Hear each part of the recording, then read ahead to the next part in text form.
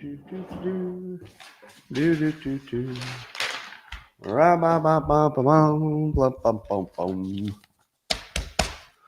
morning, everybody, and welcome to the highlight of human civilization. It's called Coffee with Scott Adams. Never been a better time. I'm sure of it.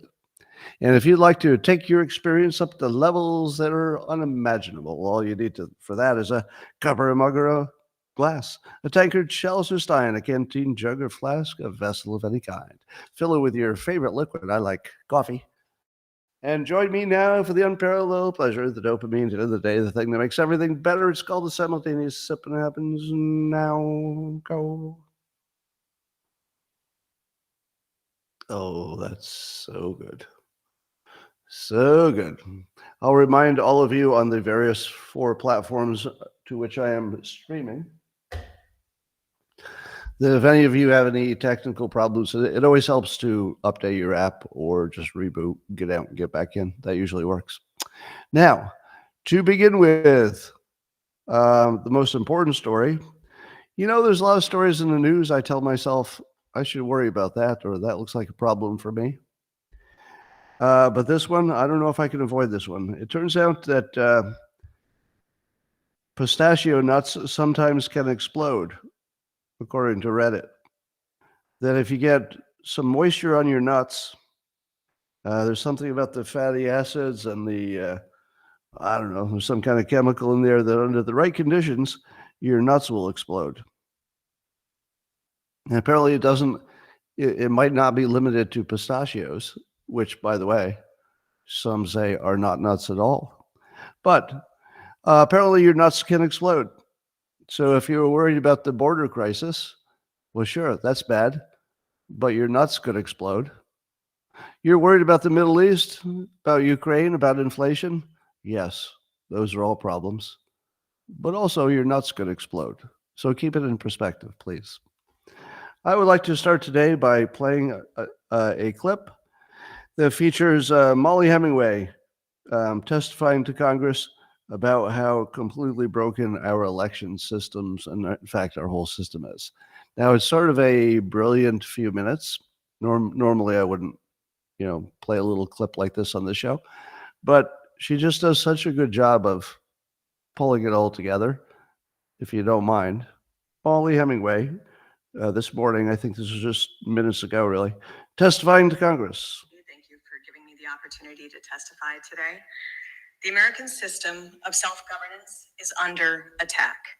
Instead of an election day where everyone votes at the same time and with the same full set of information, votes are counted quickly and everyone promptly knows and trusts the outcome, we now have lengthy election seasons that can last months prior to and even after election day. Yeah, why? The situation is so absurd that we have presidential and gubernatorial debates weeks after some people have already voted.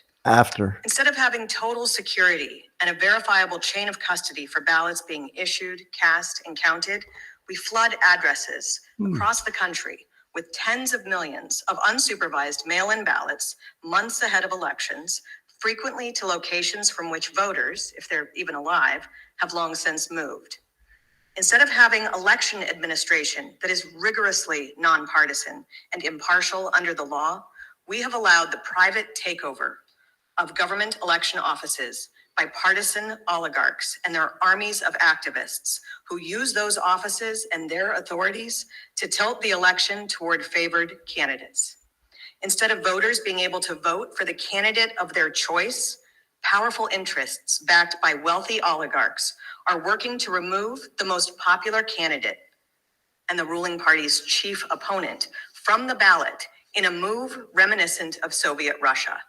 And if that weren't enough, instead of the top candidates chosen by the people being able to fully engage in a vigorous campaign heading into an election, we have one side actively attempting to throw its opponent in prison and bankrupt his family, again, reminiscent of Soviet Russia. Instead of a system of rule of law that gives Americans the same rights and due process, the Department of Justice and other partisan actors are prosecuting their opposition, whether powerful or lowly, and doing so in places where partisan juries will ensure a quick conviction.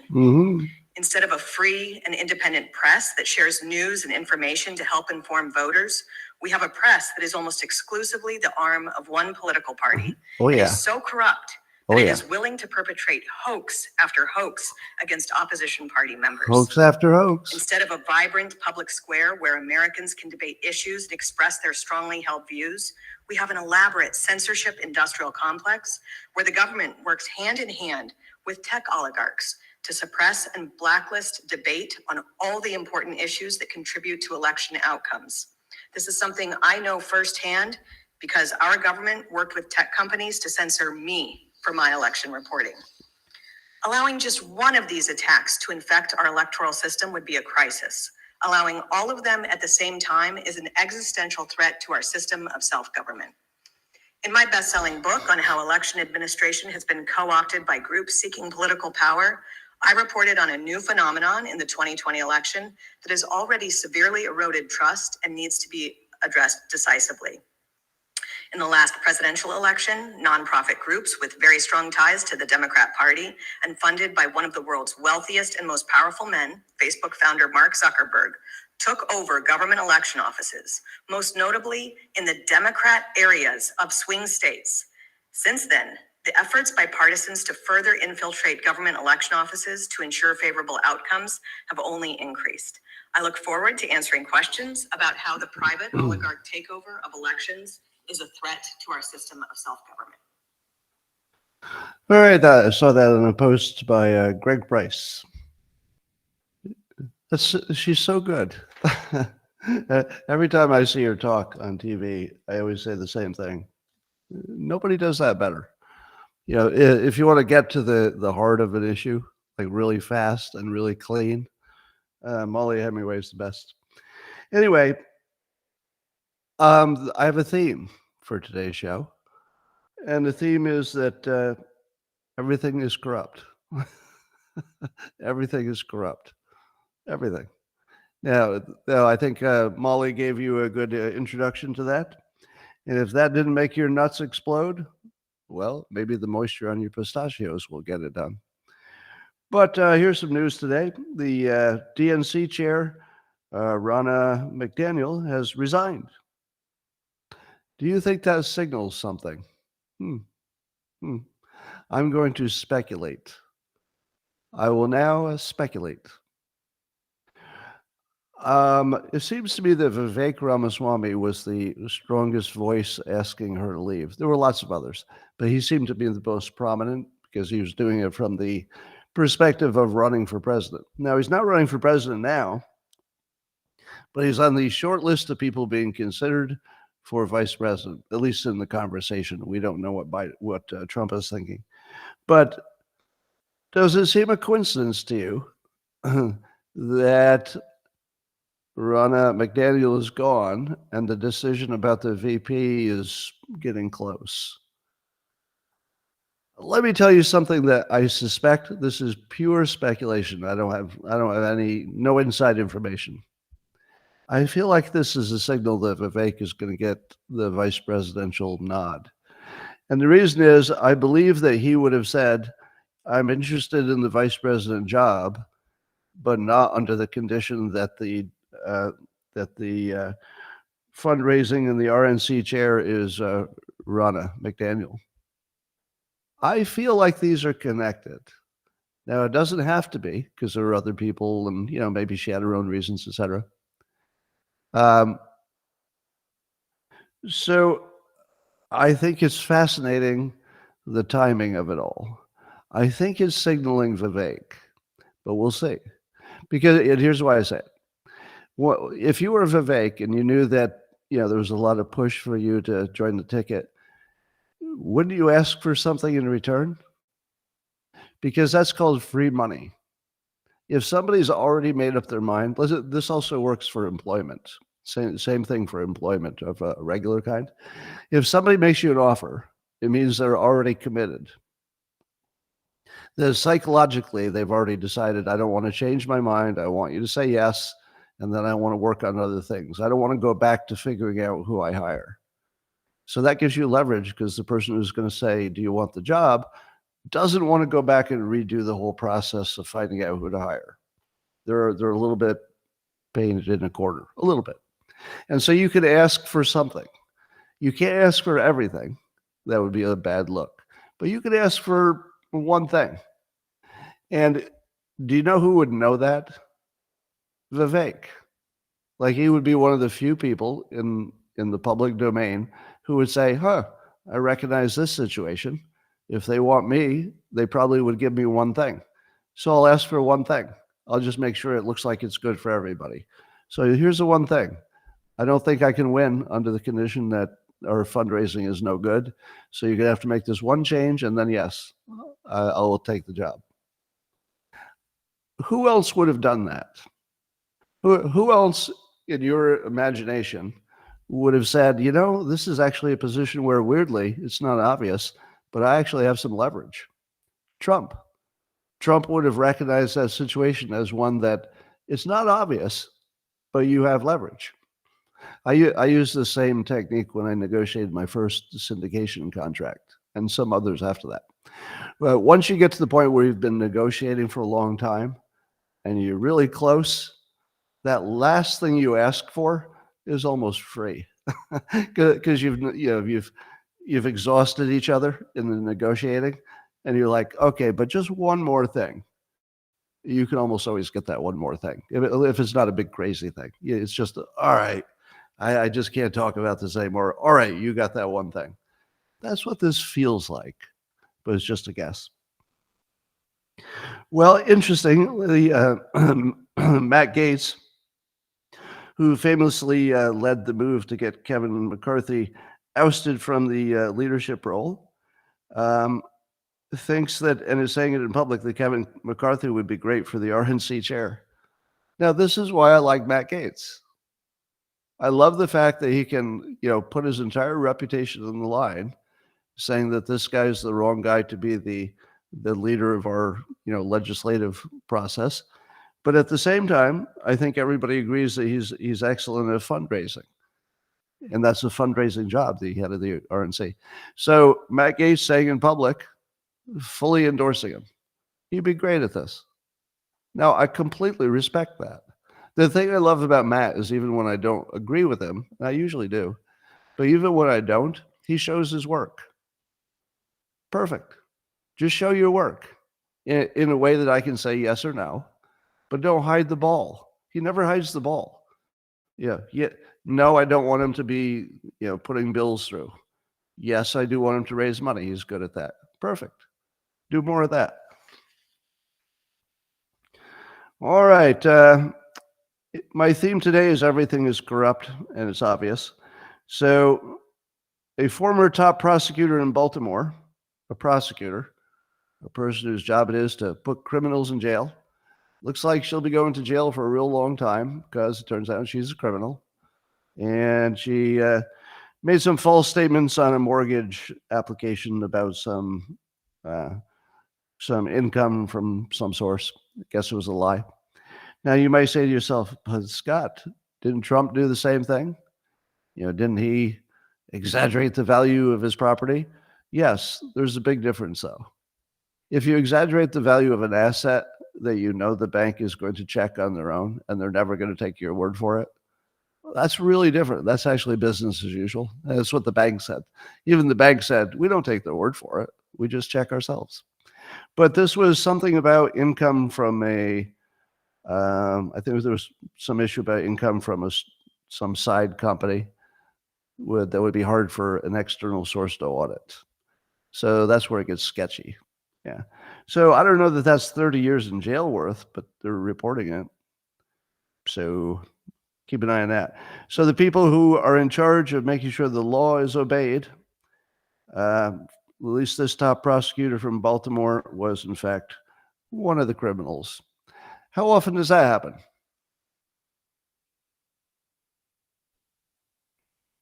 Wasn't it sarcastic? Are you saying that what are you saying is sarcastic? I'm seeing the notes. Do you mean Matt Gaetz? No, I don't. I read the Gaetz thing. I didn't think it was sarcastic. I'll read it again, but it looked to me like it was real. All right. I hear your note. All right. I'm going to double down on the fact that the anti-Semites or alleged anti-Semites on X, of which there are quite a few of them, especially lately, they don't seem real. And the reason I don't want to give completely away what the tell is, because if I give it away, then they won't do the tell, and then I won't be able to tell who's real. But they're really obviously not real. Can you see it, or is it just me? Do you all see it? There's a commonality to them that's different from what they used to look like, even when it wasn't an election year. It's very sudden, and it seems organized, and my guess would be it's exactly what it looks like. Exactly what it looks like is a paid attempt to make the X platform look like it's where all the bad stuff's happening. Now, if you say to me, Scott, you conspiratorial idiot, why are you always thinking it's like, why couldn't it be the simplest explanation, which is there are just a lot of anti-Semites in the world and they're just on the platform? Why can't you go for the simplest explanation? Well, they don't look real, number one, or even close. They're not even really they don't seem to be even a good representation of somebody pretending to be one. But the other thing is, this is normal business. Did you know that? Did you know that in the first Trump election, there were in fact, and maybe the second, there were in fact a paid army of trolls whose job it was to come after people like me. They've already come after me twice this year, and they come in waves, and they all come at once, and they all say the same things, and then they all disappear, right? Yeah, and it's been confirmed. We know how it was funded, and we know who was behind it. There's no question that it happened, etc. So, what are the odds that they're doing that trick again? Well, apparently it's perfectly legal. Nobody went to jail for it. They talked about it in public. So, yeah, I would say it's obvious that somebody's paying somebody to pretend to be anti-Semitic. Lots of people, because they all have their same little arguments. And again, I'm not going to tell you how I can tell that you're not real, but you've got to tell. All right. There's a Chinese dissident. You've probably heard of him. He's an artist named Ai Weiwei. Really? His first name is spelled AI. Is that the best name for an artist in 2024? His first name is AI. Ai Weiwei. Yeah, I'm pronouncing his name wrong, and I apologize. Anyway, he says that the U.S. has basically become the same as China in terms of its political censorship. He says, I grew up within the heavy political censorship in China. Today in the West, you're doing exactly the same. Does that sound fair? It's exactly the same. Yep, it is. It's exactly the same. To me, I don't see any difference at all. It's state-sponsored. Now, you may have seen me on the X platform say that we should have a constitutional convention, and of course you dismissed it as crazy, right? Crazy. Now, here's what I should have clarified. I'm not talking about removing anything that's in the Constitution. Keep it all. No subtractions. Let me say that again. I do want a constitutional convention, but no subtractions. We need to add a few things because of something that could not have been foreseen when the founders put it together. What they couldn't have foreseen is a level of internet communication and coordination, which allows a whole bunch of bad behavior to happen. Essentially, everything that Molly Hemingway just mentioned is all the stuff that you can do because of big money and big communication and organization. So it wasn't really something that you could do so easily when the Constitution was founded. So let me give you an example. In my view, we should add to the Constitution that not only is there free speech, but our government cannot use outside non-governmental sources to further censorship. Don't you think that needs to be added? Because right now it's completely legal for the government to massively censor you. They just have to put pressure on private companies to do it. It's the same thing. So that's something that could not have been contemplated when the founders put the Constitution together. Am I right? How would they ever have been able to contemplate that?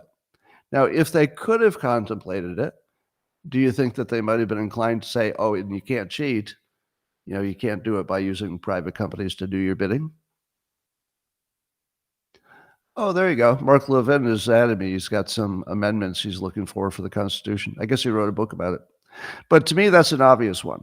Is there anybody who would disagree with that being clarified and added to the Constitution? Any disagreement to say that you can't use private companies just to do the thing that you're not allowed to do directly? And that's probably not the only one. Here's another one. How about a constitutional requirement that you can't use computers to count your votes, and you have to do your elections on one day and have a result in one day? What about that? Because that's something that, again, the founders probably never imagined that there would be mass mailing of ballots and, a vote from home. That probably was never contemplated. So now that it is a reality, we could just add a little juice to it and say, don't do that. Now, I think Molly Hemingway stopped short of saying what I'm going to say, but why would you design an election system the way it's designed right now unless the intention was to cheat? Am I right? Design is destiny. I spent much of my working career before becoming a cartoonist surrounded by engineers. So I worked in big companies where I was just, it was all techies and engineers. And when you're around engineers, you start seeing things as systems. You don't see them as this one thing. You always say to yourself, if I replace this piece of equipment, is that going to break something else in the system? So you're just always seeing the system. If you look at the system designed for elections, they're designed to cheat. They're not designed poorly. That would be different. If they were designed poorly and somebody found a clever way to cheat, I'd say, oh, maybe tighten that up a little bit. But our systems are not designed poorly. They are intentionally designed for one purpose that I can see. If you were from outer space and somebody said, you don't know anything about America, you don't know anything about humans, but just look at their system. Was it designed to make cheating easier, or was it designed to eliminate cheating? What do you think the alien from the advanced planet would say about that? You already know. It is intentionally and obviously designed for cheating. I don't think there's even the slightest doubt about that. And both parties. If you think I'm blaming the Democrats, nope, not blaming the Democrats. It's obvious that both parties have some kind of interest in keeping it a non-democratic process. It's obviously not a democratic process. All right, as you know, Gina Carano, actress who was fired from the Disney World because of her conservative points of view, and they misinterpreted some things she said to give themselves an excuse to part ways with her. But as you might also know, Elon Musk had offered that if anybody lost their job or were harmed by something they said in their free speech capacity on the X platform, that he would put some legal money behind your defense, or your offense in this case, to go after anybody who fired you for your political free speech on X. And so he's backing her lawsuit. I think it's defamation. I think. Is it defamation or is it unfair firing or something? I don't know. But it's all sketchy, and Musk is backing him. But here's the interesting thing. Musk got anonymously, somebody sent them an internal Disney document that confesses their internal plan to discriminate against white people. It's actually in writing. Now, the way they say it is, your movie must have this much diversity.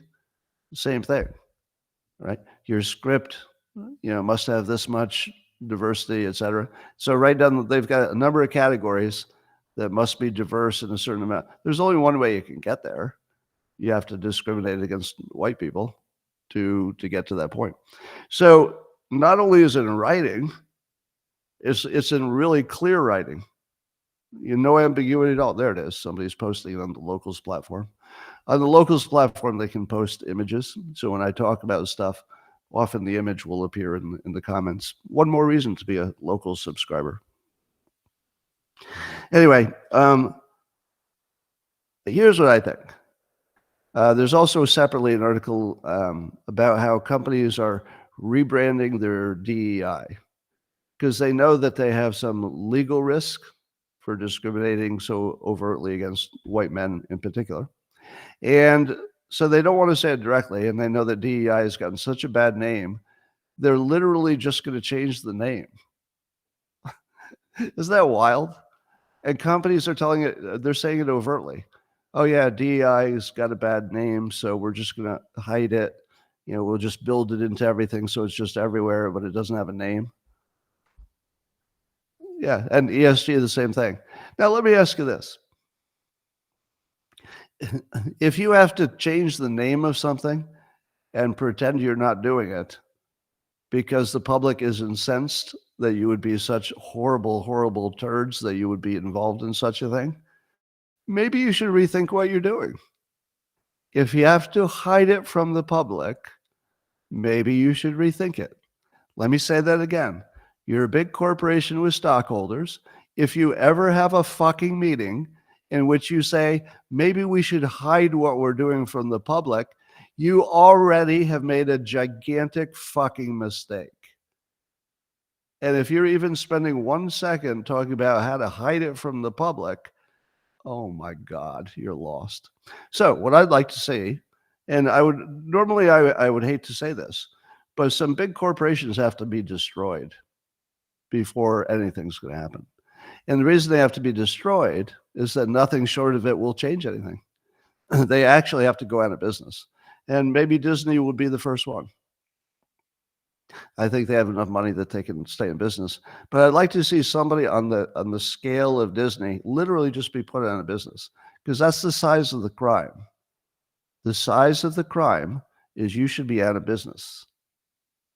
That's the size of it.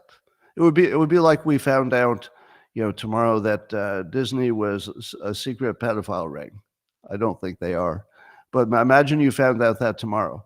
Would you say to yourself, "Oh, well, once you get rid of the pedophile problem, the rest of your business is pretty good. So we don't want people to lose any jobs. So just the fact that you were a massive pedophile ring, they're not." I'm just using this as an example. Would you ever say to yourself they should stay in business? Absolutely not. You should say every single person should lose every penny they have involved with that company. Well, you would? Okay, you're a good libertarian. But I would say this is as bad. Racial discrimination overtly right in front of the world. It's in the same class. I would say it's equally, completely evil. One of them maybe is more of a, emotionally, we would say there's a bigger victimhood with children and stuff. But I would say they're both like a 10 out of 10 in evil. It's 10 out of 10, so you can't get worse than 10. There's no 15. All right, so good luck to Gina on that. Let's see, according to Axios, that's the punchline. According to Axios. Did everybody get the joke? Axios is so non-credible as a news source that whatever follows according to Axios is like you could actually do the punchline first, and then you can do the setup. Punchline, according to Axios. The United States economy grew faster than any other large advanced economy. Wow, by a wide margin. It's not even close. The U.S. economy is killing all these other smaller economies. So do you think that Axios, which is clearly a Democrat-leaning organization, do you think that they covered everything that you need to know about this story, or did they just put out a little piece that is coincidentally really good for the incumbent? Joe Biden. Oh, well, of all the things you could have covered today, why did you dig so deep to find this little statistic and build a story around it? Is it because we needed to know? Is it because Joe Biden would look better if he did it? Now, is it newsworthy? Absolutely. Should Axios cover something like this? Yes. Everybody else should too. Is there anything left out? Yes. Yes. There are a few things left out. Number one, which part of Bidenomics made it happen? What did he do? Was it the mumbling? Was it the forgetting the name of the president of France? Was it starting the wars? It probably was the wars, wasn't it? Yeah, I'll bet it was the war. Because if you fund anything and run up debt doing it, your GDP looks awesome. So all you have to do is run up your inflation, although to be fair, the inflation would be in the other countries as well, so that doesn't explain the difference. But it does get your GDP above zero. I mean, this would be a different story if ours was zero and the others were slightly negative. We wouldn't be bragging about it so much. But if you add inflation to it, our zero becomes 2 point something and the others are not as good. But can somebody in the alleged news business ask somebody who's a Democrat what part of Bidenomics made the GDP go up? What part? I'm pretty sure it's just funding wars. And that's what they're bragging about. If you leave out it's because we funded wars, I don't know if it is, but it seems like a good hypothesis. And what if it's just that the American financial engine is just incredible? What if it's as simple as, you know what? You can look everywhere in the world and the United States financial engine and our entrepreneurs are just better than others. What if it's just that? Which, by the way, would be a tremendous story. I'd love if that were the case. You think it's AI and NVIDIA stock? But AI is not creating a lot of GDP yet, is it? Not yet. AI might actually reduce GDP in the short run. It will increase the value of companies, but that doesn't show up in the GDP. So the GDP should show some layoffs from AI in the short run. In the long run, one imagines it pays off. All right, let's talk about that border bill that's still a mystery. As I said the other day that something's going on. There's something about the way the border bill was created or who's behind it that is not cool. And it's also not ordinary. And it's not business as usual. There's something else going on. And Elon Musk weighed in on that same point and asked who wrote it. Now, allegedly, this Chris Murphy guy was a co-author. And he says, I'm the co-author. And I say to myself, seriously, what does author mean to you? What does that word mean, that you're the co-author? Does that mean you sat there with your laptop and you wrote the first draft? Because that's what, in my world, that's what an author means. There could be an editor after that who fixes it for you. But whoever writes the first draft is the author. Do you think Chris Murphy wrote the first draft of this thing? No. No, it's always somebody else. It's always somebody who's an expert at it, some lawyer, lobbyist, somebody.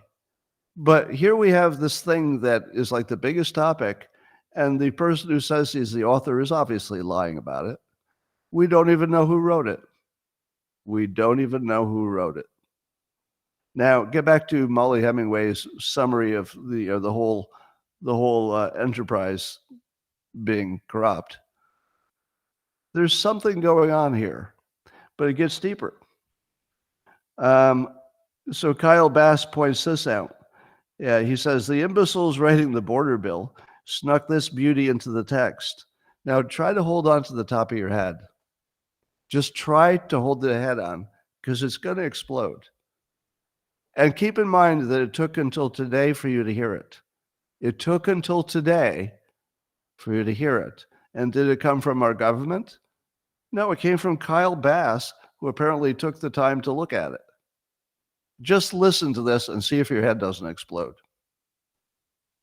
This is actually in the text of the bill.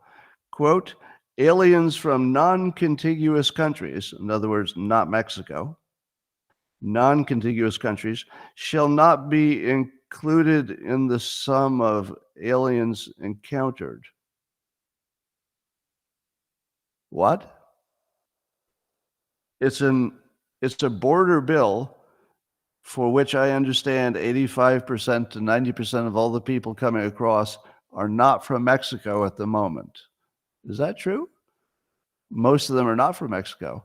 But did you know that the border bill had in it that that limit that they had doesn't include the non-Mexicans? And that's not the first thing they tell you? That's not the first thing they tell you. You have to wait a few days, and Kyle fucking Bass has to tell you that. I love Kyle Bass, by the way. He's great. What? Who wrote that?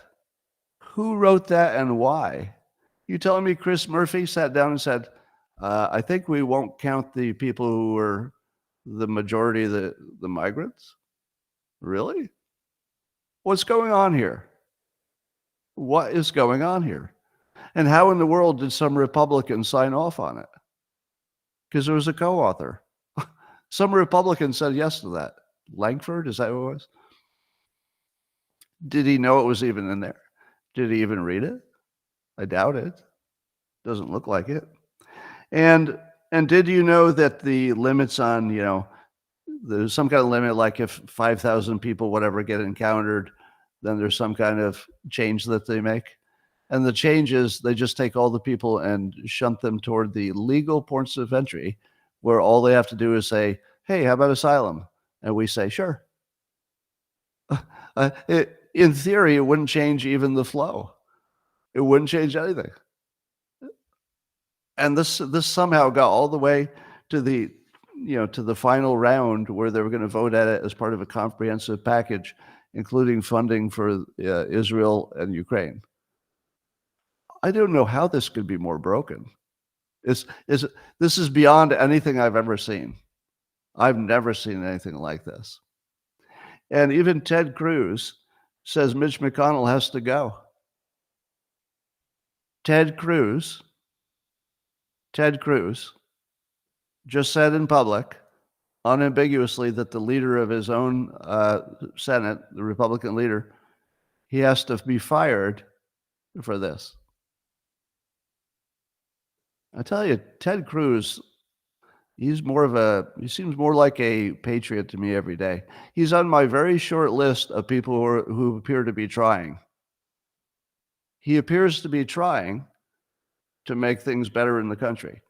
I do not see that from the rest of our politicians. I just don't see it. And he's very consistent about this. So when his own guy, like not only his own guy, but Mitch frickin' McConnell, the most senior important person in the party who's not Trump, Ted Cruz just says plainly he's got to be fired over this. Good job, Ted Cruz. I love the fact that he didn't say we need to look into it, or he didn't say maybe somebody should work with Mitch. He said you need to be fired for this. Absolutely, yeah. Mitch needs to be fired for this. He absolutely needs to be fired. And by the way, it has nothing to do with politics. I'll say it again. Whatever is going on here, everybody involved needs to be fired. So was it Langford and this other? You can't really fire these elected professionals, but whatever happened is so dirty and so wrong that we need to really dig in to find out what happened here. So Mike Lee, also one of the ones we trust, he said in a post, this feels like an elaborate practical joke. He was talking about the border bill. Doesn't it feel like that? It doesn't look like somebody tried. It doesn't have there's no indication that somebody actually tried. It actually looks like it was either a joke, like actually a joke, like literally a joke, like somebody was kidding. That's what it looks like. I don't think that's the truth. But here's another hypothesis. It looks like this is what allows the Senate to separate the spending bill from Ukraine from the border bill. Remember, the Republicans were going to hold up the border bill. I'm sorry, they were going to hold up Ukraine funding until they got a border bill. And then what happened? So for some reason, they were given a border bill that absolutely nobody could approve. And now you know what's going to happen? Now they're going to separate them. Why do you think this will be the first time a bill got separated? It's because they think they can get the Ukraine bill funded separately. This is so dirty. To me, it looks obvious. To me, it's obvious that it was a poison pill and that the border part was intended to be killed by both teams so that they could get funding for Ukraine, because Ukraine is probably where some of the important members of Congress do their money laundering. It looks like somebody who's making money on Ukraine tanked the border bill for no reason other than to get a clean Ukraine bill because they think they can embarrass Congress into passing it. That's what it looks like. Or it's a practical joke. But I'll tell you what it's definitely not.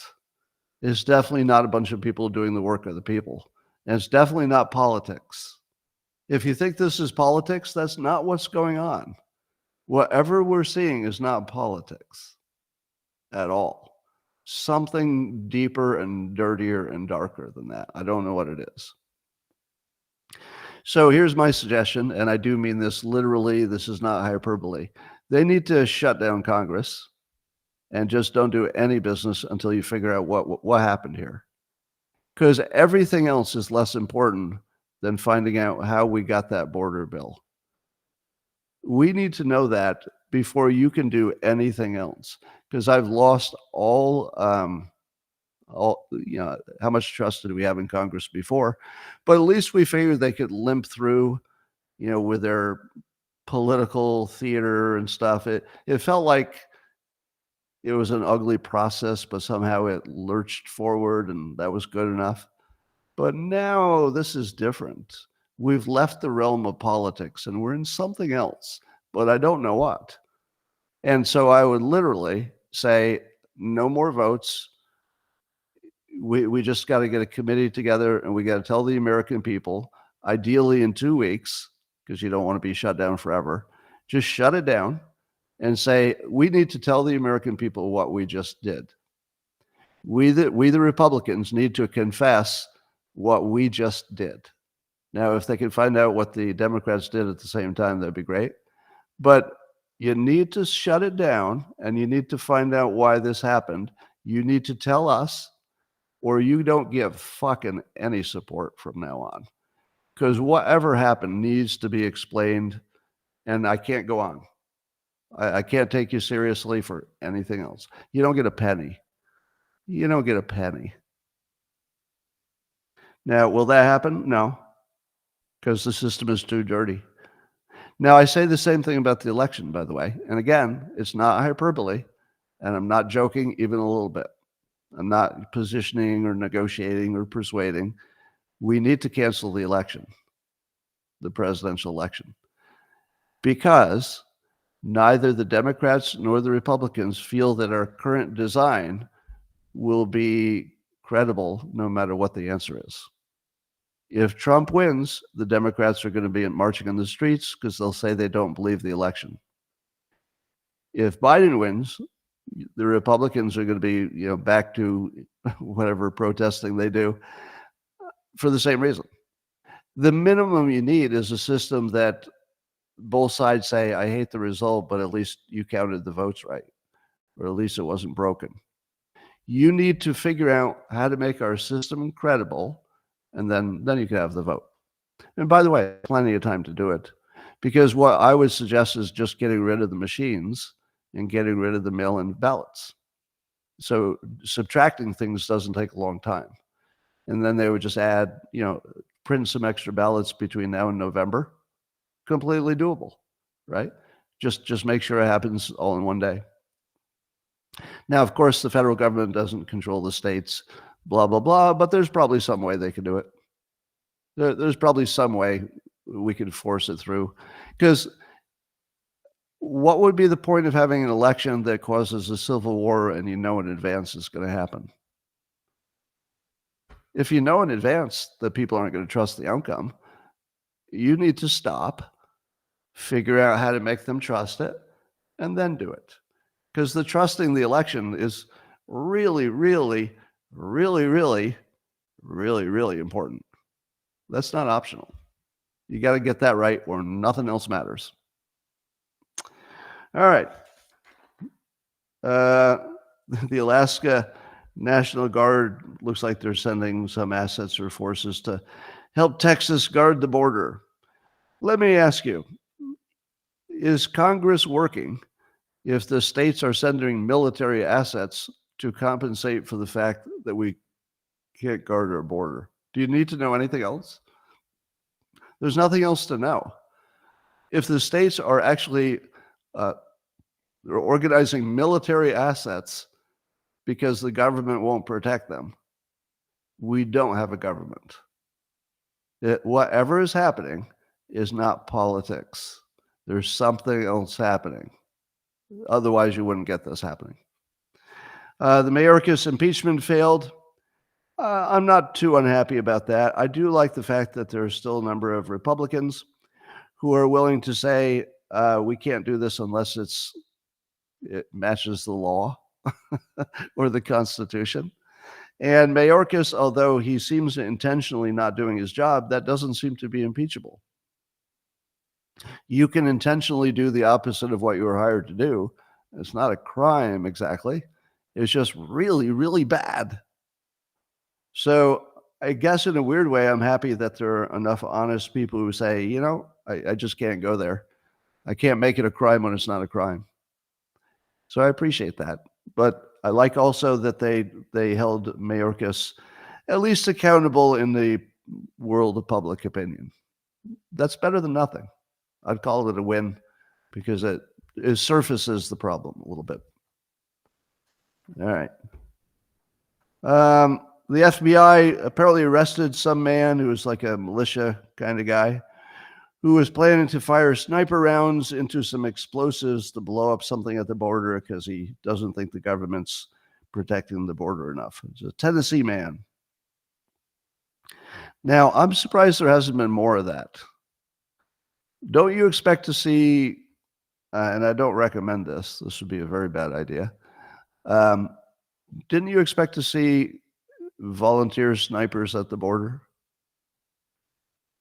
I feel like somebody who was a sniper to begin with could just set up a position and take out, not the migrants, that would be the worst thing in the world, but the cartel. Because you can usually identify the cartel person or, the one waving people through and stuff. And if you just, and again, I don't recommend it, but it has to be taken in the context of not having a functional government. If we had a functional government, even imagining that this could be a positive thing would be way beyond the line. The government needs to handle this, not the people. But we don't have a functional government when it comes to the border. And again, wouldn't you like to know why? Because I don't know why. But it's a fact. So this poor gentleman will have great legal problems. And I don't recommend it because anybody who does this sort of thing is going to have the same kind of outcome. And it's going to be bad. But I'm kind of surprised that we're not seeing more of it already. You're saying that the impeachment he'll be impeached next week? All right, you're going to have to explain how that's going to work. So I don't see him being impeached. All right, you might be right, but you can inform me later. Well, rapper Meek Mills, another notable public famous black guy, says he posted a picture of Trump and Vivek And he said, wait till y'all see who the black people in poverty are voting for. Is that foreshadowing? Now, how many days in a row are we going to see a prominent, respected black person saying, maybe Trump, maybe? I feel like a dam is about ready to break. Now, I'm hearing that it's primarily the black men and that the black women are still, more solidly Biden. But at some point, if every day or so there's another prominent black leader who says, you might want to keep your options open, I feel like the dam will just break and it'll just become a thing. It's right on the border of becoming a thing. It's not a thing, but it's getting close to being a thing. There's a report that Trump will have an easier time staffing the White House if he wins because the Republicans are lining up and they're not embarrassed whatsoever. And I'm really, really happy about that. And the reason I'm happy is that because it means that we now have digested and we understand that January 6th insurrection was a hoax. And once you realize it was a hoax and you see the entire, let's say, portfolio of corrupt behavior from the Democrats, including primarily the open border, Trump does look like the adult in the room. The fact that he went from this crazy, dangerous guy that was toxic to the most reasonable solution to our biggest problems, and he didn't do much to make that happen. That's the beauty. What changed wasn't Trump. Not much. I mean, Trump is still the same guy. What changed was it's now obvious he's been right for years. That's what changed. So the people who say, you know what, I get that this could be trouble for me, but why wouldn't I want to be on the team that's been right for years? And now it's obvious he's right for years. So I think that might be a big plus for Republicans. There'll still be a bunch of people who are never Trumpers, but I don't think we need them. All right. Apparently, Nikki Haley is, according to the press, and I quote, I think this was in The Hill, raking in cash. What? Nikki Haley, as of the reporting today, is raking in cash. How do you explain that? Have we ever seen a situation where somebody was totally behind and couldn't possibly win, and they were still raking in cash? Here's my question. What do the people giving her cash know that you don't know and I don't know? Because what you and I know is it's a waste of money. What do they know that we don't know? Because the people giving the cash are not the dumb people, they're the smart people. The people giving her cash know more than you. They don't know less than you. They know more than you. What do they know? I can only think of a couple of things. They either think that Trump's going to jail no matter what, as in no matter what the legal process should have done, or they think he's going to be taken out with, let's say, greater prejudice. I cannot imagine any scenario in which raking in cash for somebody that far behind makes sense. Now, some say that they're pushing for her to be vice president. That's not going to happen. And they know that's not going to happen. Who in their right mind believes Trump is going to allow Nikki Haley to be his vice presidential candidate? There's no Republican who thinks that, is there? And if no Republican thinks that, it's not going to happen. So I reject the theory that they're trying to get her placed as a vice president. They must want her to be the candidate. So what's going on here? Again, I ask, this isn't politics. Whatever this is has nothing to do with politics. Am I right? Whatever's happening at the border has nothing to do with politics. Whatever's happening with Ukraine and Ukraine funding and the way Tucker Carlson's being treated in the press, that's not politics. That's something else. And we don't know what it is. But the something else is pretty big. And I don't know if it's all the same something else or it's just a bunch of mysteries.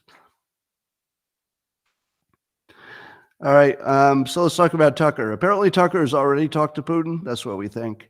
And I'm going to give you some Alex Jones advice that he gave to Tucker. And say what you will about Alex Jones. Listen to this advice, and you tell me that this isn't the best advice anybody ever gave. You ready?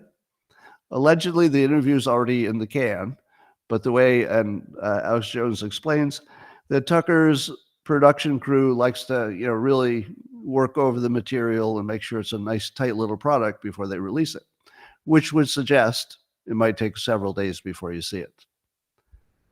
Alex Jones says, you don't have several days. You'd better put it out right away because there's something coming for you probably. And probably the only way you can protect yourself is to have already published it. If they can stop it from being published, they're going to do it. You got to publish it so that they don't have the option of stopping it. Is Alex Jones correct? Yes.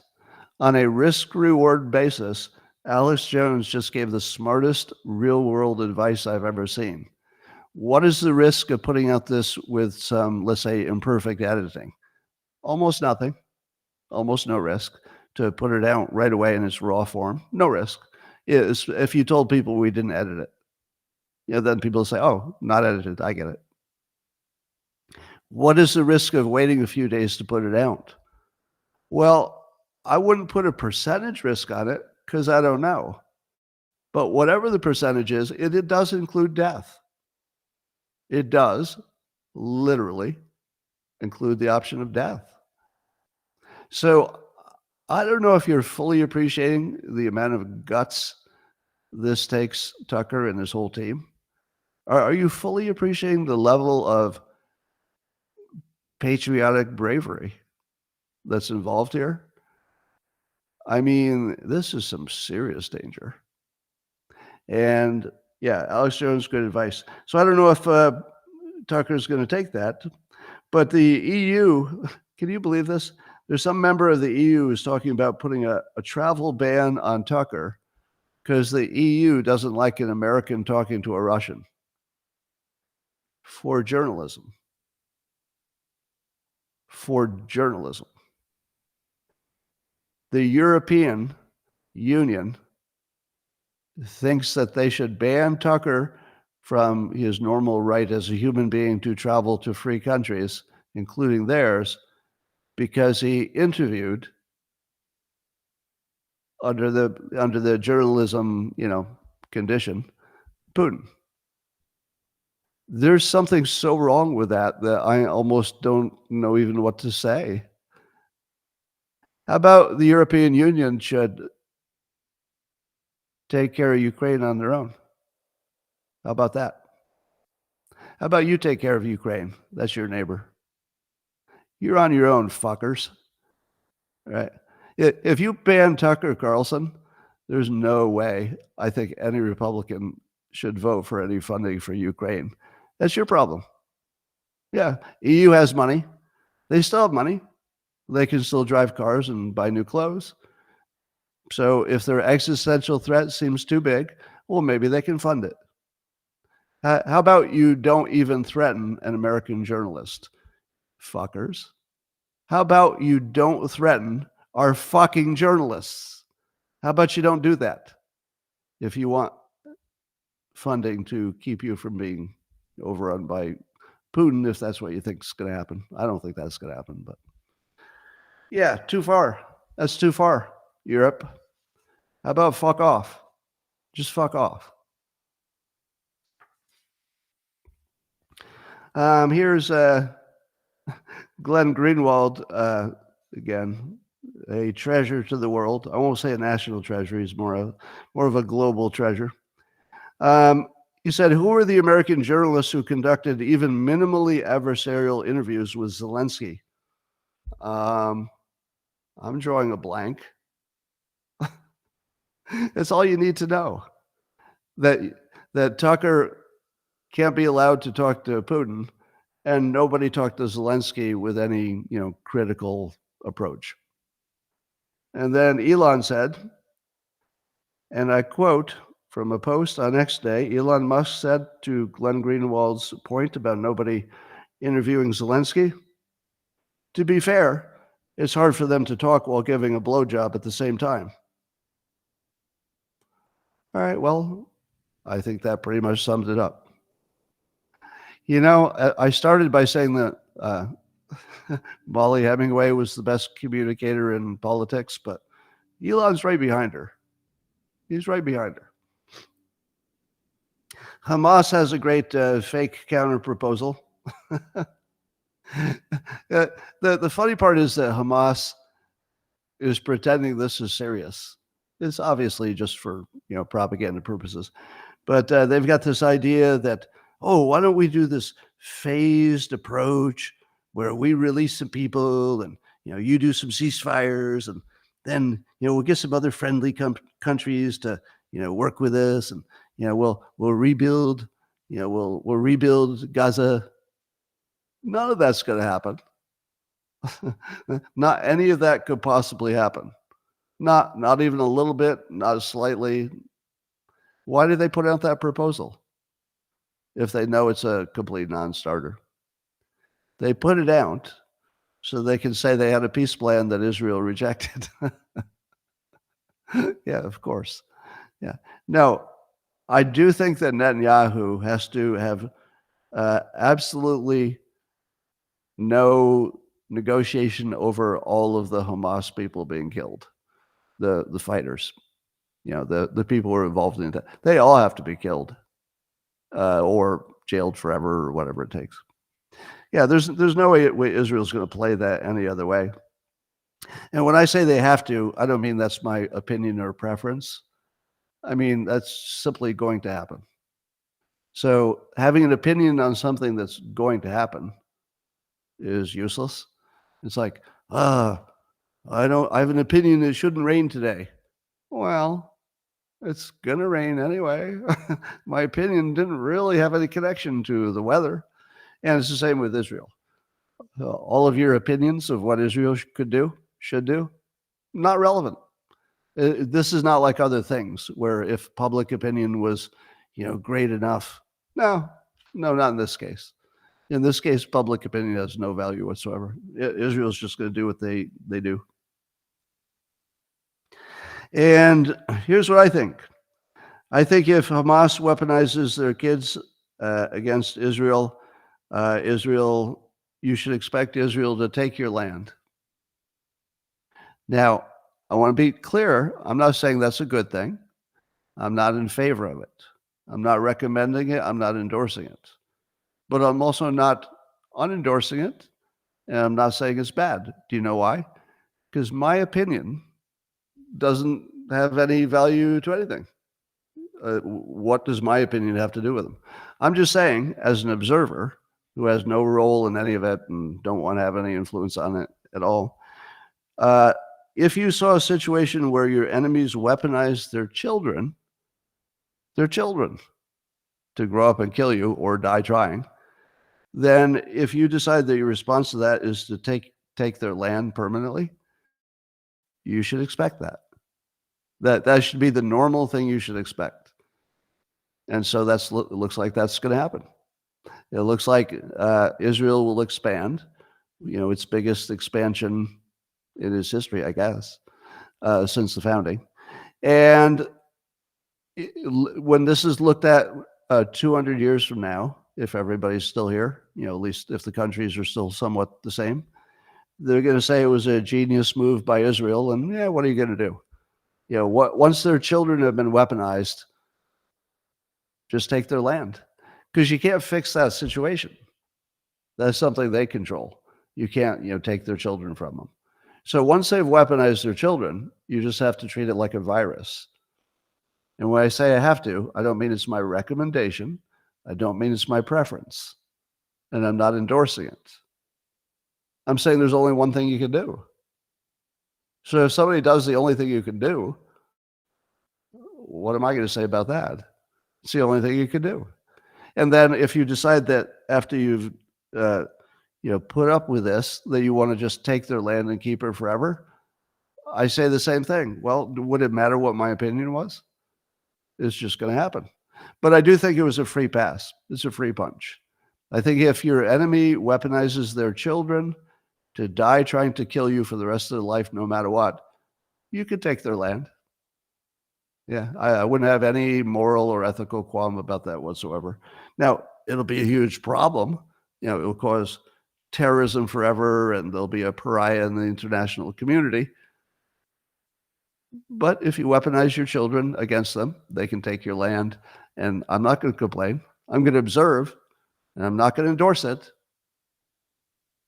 But don't ask me to complain on your behalf. Well, that's the best way to say it. Because I don't want to go anywhere near endorsing it. I don't want to be anywhere near endorsing it. I'm an observer. It's just that I can't possibly support the Palestinians in this situation. So I'll just watch. We'll just observe, and what happens, happens. Saudi Arabia said that they will not engage in diplomatic relationships with Israel until there's an independent Palestinian state and an end to the war in Gaza. Is Saudi Arabia playing this correctly? Because remember, the whole point of Iran's, allegedly, that Iran was trying to put a wedge between Israel and Saudi Arabia. And if Saudi Arabia acknowledges the wedge and says that they will do what Iran wants them to do, apparently, which is not deal with Israel, does that mean that that October 7th worked, and that Iran's strategy worked, and that Saudi Arabia is giving them a victory? Is that what's happening? What would you say? What would you do if you were Saudi Arabia? Or more to the point, what should America do? Because I don't know, are they an ally? Do you call Saudi Arabia an ally? Or is that maybe taking it too far? We work productively with them. So is that good enough to say ally? Yeah, we sell them weapons. I'll say ally. Yeah, if we sell them weapons, I think they're an ally. I feel like they're close enough. That doesn't mean everything they do we're going to like, obviously. But I'm going to endorse Saudi Arabia's play from a political perspective. The one thing I keep seeing out of the Saudis is good judgment. Would you agree?